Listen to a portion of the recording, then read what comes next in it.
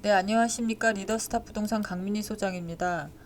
오늘은 그 분양을 받고 나서 잔금이 이제 잔금 치르고 입주 지정일 이후에 그 발생하는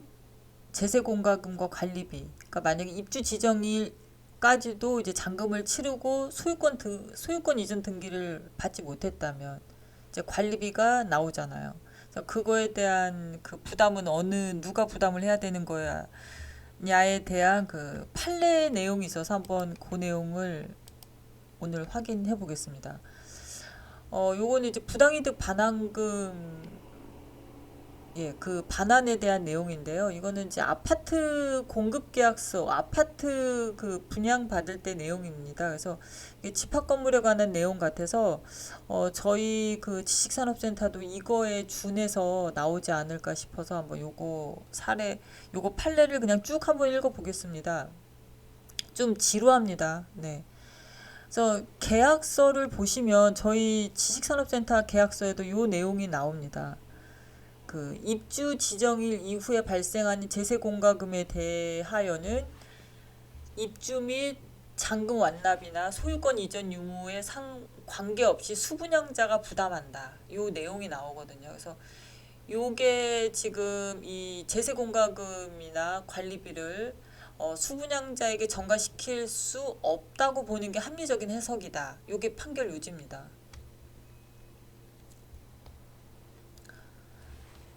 그 내용들을 그냥 한번 쭉 읽어보는 게 나을 것 같아요. 앞서 본 법리에 따라 이와 같은 사실관계들을 검토하여 보면 위 아파트 공급계약서의 제1조와 제9조는 입주 지정일이라는 용어를 사용하고 있으나 제6조와 제15조는 입주 지정일이 특정한 날짜가 아닌 일정한 기간으로 정하여지는 것을 전제로 잔금에 대한 할인료와 연체료 및 관리비 부담에 대하여 규정하고 있기 때문에 위 아파트 공급 계약서상으로는 입주 지정일이 나중에 기간으로 정하여진다는 것을 쉽게 예상할 수 있는 데다가 위 아파트 공급 계약서 제6조는 수분양자가 입주 기간 내에 잔금을 납부하고 입주하는 경우에는 잔금에 대한 할인도 없지만 연체료 지급 의무도 부담하지 아니한다고 규정하고 있으므로 수분양자가 지정한 입주 기간 중에 자유롭게 입주 날짜를 선택할 수 있도록 한 것으로 볼 수 있는 점.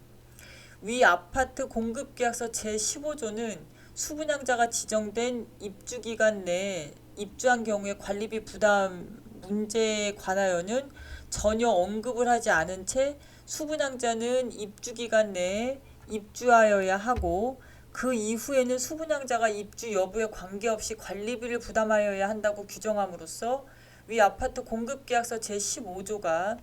수분양자의 입주기간 준수 의무 위반에 대한 일종의 제재 조항의 형식을 취하고 있는데 그 후 실제 피고들이 이 아파트 이 사건 아파트 건설 공사를 마치고 원고들에게 입주 안내를 할 때 입주 안내문에 입주 기간 내에 입주한 경우에는 공동 관리비를 실제 입주일로부터 부과하고 입주 기간이 경과한 후에는 입주 기간 만료일 이후부터는 입주 여부와 관계없이 공동 관리비를 부과한다는 취지의 기재를 함으로써 지정한 입주 기간 내에 입주한 수분양자에 대하여는 실제 입주일 이후에 발생한 관리비만을 부담시키겠다는 취지의 통지를 하였던 점. 한편 위 아파트 공급계약서 제9조의 제세공과금 부담에 관한 조항 이하 이 사건 제세공과금 부담 조항이라고만 한다도 수분양자의 입주기간 준수 의무에 관한 규정이 생략된 것을 제외하면 그 규정 형식과 내용에 있어서는 위 아파트 공급계약서 제15조의 관리비 부담에 관한 조항과 유사하기 때문에 그와 마찬가지로 수분양자가 입주기간을 준수하지 아니한 경우에는 입주 등에 관계없이 수분양자에게 조세 공과금을 부담시키겠다는 의무를 가진 수분양자의 입주기간 준수 의무 위반에 대한 일종의 제재 조항의 형식을 취하고 있고 위 관리비 부담 조항과 마찬가지로 수분양자가 지정된 입주기간 내에 입주한 경우에 제세공과금 부담 문제에 관하여는 전혀 언급을 하지 아니하였던 점, 관리비와 제세공과금은 모두 원고들이 분양받은 이 사건 아파트의 유지관리 사용 등과 관련하여 소요되는 비용의 성격을 갖는 것으로서 이 사건 기록상 양자의 구분이 명확하지 아니할 뿐만 아니라 양자 사이에 그 부담 주체를 달리 보아야 할 합리적 근거도 발견하기 어려운 점, 이 사건 제세공과금 부담 조항의 입주 지정일 이후가 입주기간 초일 이후를 의미하는 것으로 보게 된다면 수분양자는 입주기간 동안에는 실제 입주 여부와 상관없이 그동안 발생하게 되는 제세공과금을 부담하게 됨으로써 입주기간 만료에 임박하여 입주할수록 분양자에게 부과되는 제세공과금이 수분양자에게 전가되는 불이익이 발생하기 때문에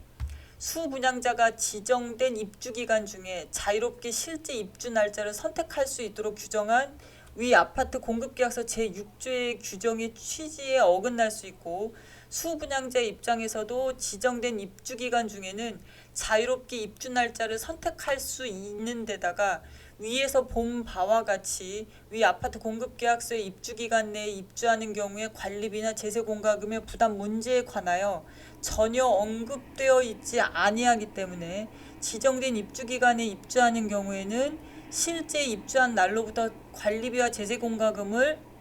부담하는 것으로 예상하였을 개연성이 큰 점을 감안하여 볼 때 이 사건 제세공과금 부담 조항은 지정된 입주기간 내에 입주하지 아니한 수분양자에 대하여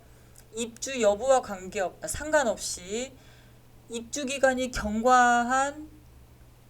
후 발생한 제세공과금을 부담시키는 방법으로 입주기간 준수 의무를 위반한 수분양자를 제재하고자 하는 조항으로 볼 수 있을 뿐, 분양자와 수분양자 사이에 입주기간 중 발생한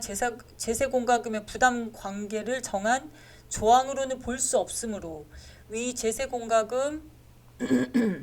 부담 조항에 근거하여서는 입주기간 중에 발생한 제세공과금이라는 이유로 수분양자가 실제 입주하기 전에 발생한 제세공과금을 수분양자에게 전가시킬 수는 없다고 보는 것이 합리적 해석이라고 할 수 있다. 따라서 원고들이 모두 재산세 과세 기준일인 2007년 6월 1일이 경과한 후에야 분양 잔금을 납부하고 실제 입주를 마침에 따라 재산세 납세 의무는 과세 기준일인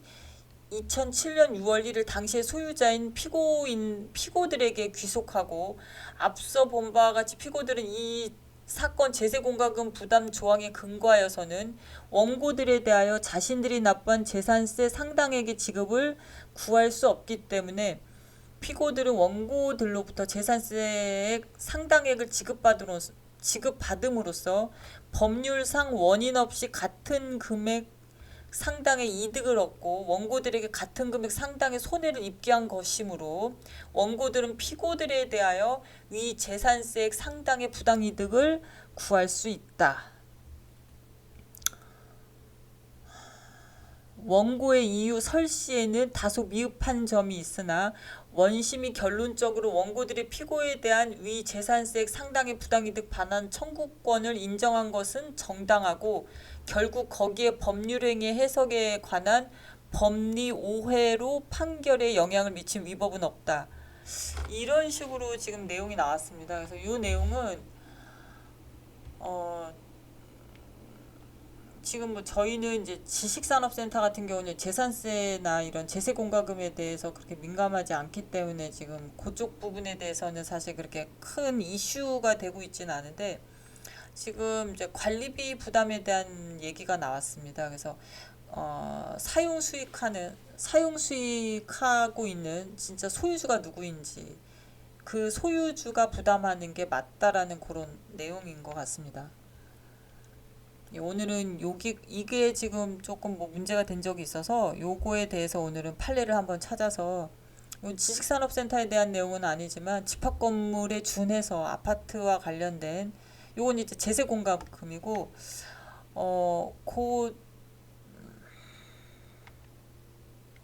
관리비와 관련된 내용도 나와요. 관리비는 이제 입주기간 입주가 끝나고 나서 잔금을 치르고 나서 등기가 되고 나서 그 다음서부터 관리비 발생을 하는 그 사람이 관리비 부담하는 게 맞다라는 그런 식의 또 판결이 또 있었습니다. 그래서 뭐 금액이 얼마 되지는 않지만 아무튼 정당하게 공정하게 부담이 되었으면 합니다. 네, 감사합니다.